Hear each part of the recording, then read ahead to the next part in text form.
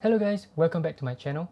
If you watched some of my previous videos, you will know that I went to Australia with some of my friends to go for flying training with the RSAF.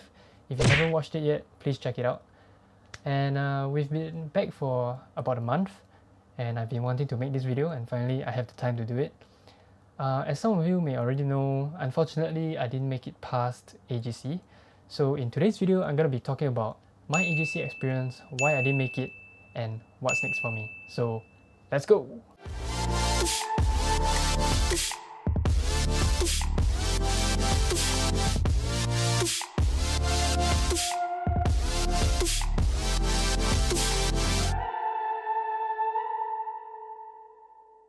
So before I start this video, I just want to take some time to answer some FAQs that people have asked me on my Insta DM.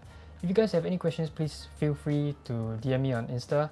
My Instagram is down below and I'll try to answer them as best as I can. So first question is, how often are you required to fly? Well, short answer is, if the weather permits, you fly every day. But obviously not every day the weather will be perfect for flying, so there will be some days that you get to rest. So next question, are you allowed to bring your checklist up to the aircraft to refer? That will certainly make things much easier, but the answer to that is no. But don't worry, we will be given notes about this thick. Yeah, and the checklists are easy to memorize with time, so don't worry about that too much. But yeah, we can't bring our checklist up to the aircraft. Third question, is there a need to bring pocket money for spending during bookouts? So yes, of course you need to bring your own pocket money.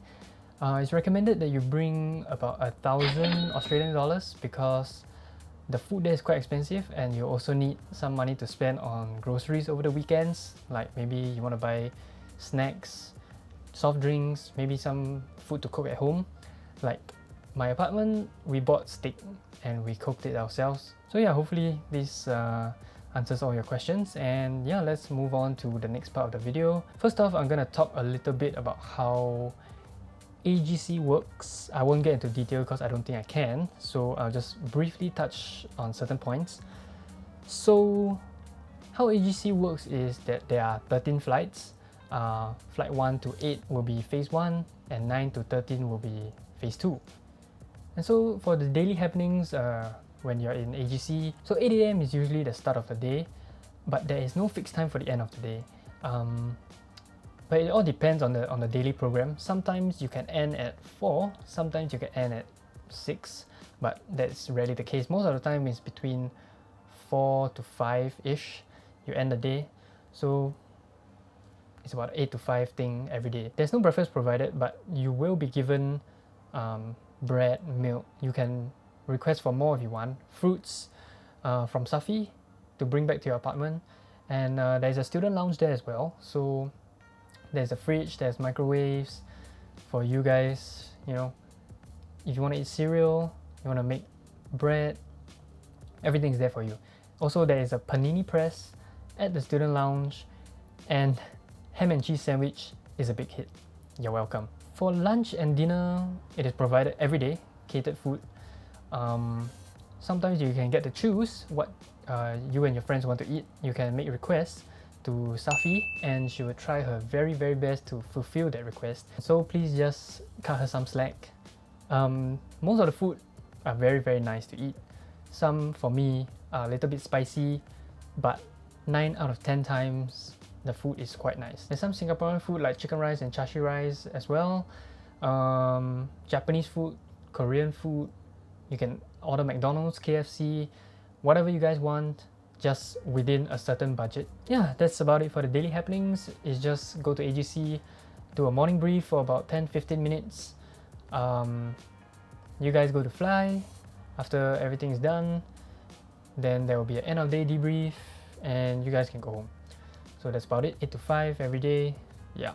So for the instructors, I just want you guys to know, yes, you may hear from your seniors that some instructors are strict, like they may say bad things about certain instructors, but I just want you guys to know that you don't have to worry because the instructors, all of them are very nice and like father figures. You know, you can approach them to talk about anything you want. Like you can ask them for help about the flights, you can talk to them about, you know, trading like some people do. Yes, some definitely are strict in the air because, you know, they must have a certain standard. AGC must have a certain standard, but once we are back on the ground, they are completely different people. And they will try to help you as much as they can in areas that you are not strong at. Like for me, my weak point is my landing, and when I didn't do well for 9, 10 and 11, most of the instructors, you know, they talk to me, they try to help me figure out a way to, you know, try and land properly, and I really appreciate that.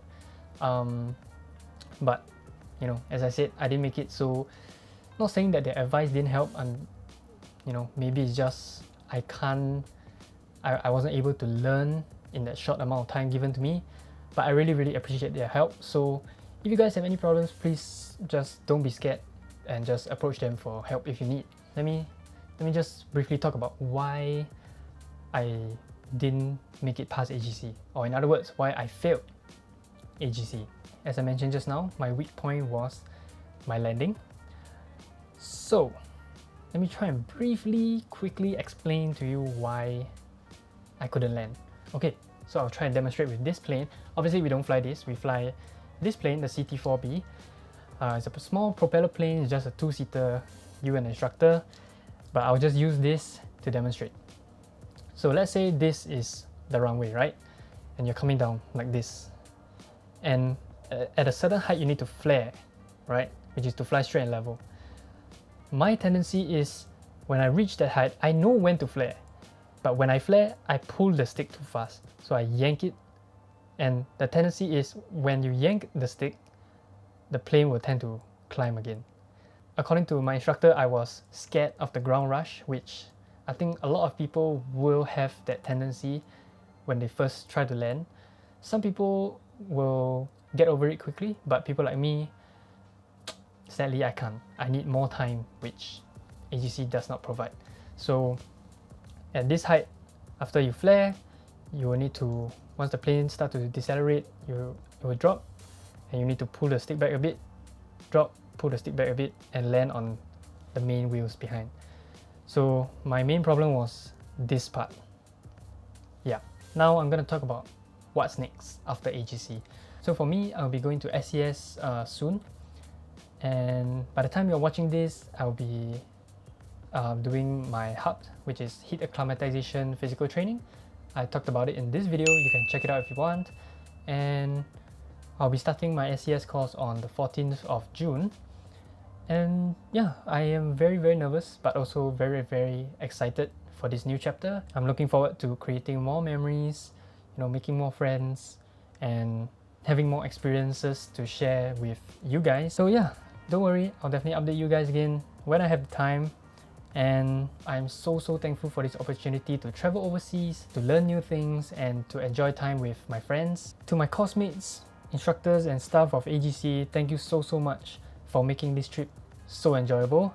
And thank you, the viewers, for taking the time to watch my videos and following me on this wonderful journey. I really appreciate it a lot, and I hope you guys enjoyed watching my videos as much as I did filming and editing them. Of course, thank you to my close friends and of course my family for always, you know, supporting and encouraging me. Alright, that's about it. Don't want to talk too much. If you like this video, give it a thumbs up. It really helped me a lot. Subscribe if you haven't. There will be more videos coming soon. Thank you so much for watching, and I'll see you in the next video. Bye bye.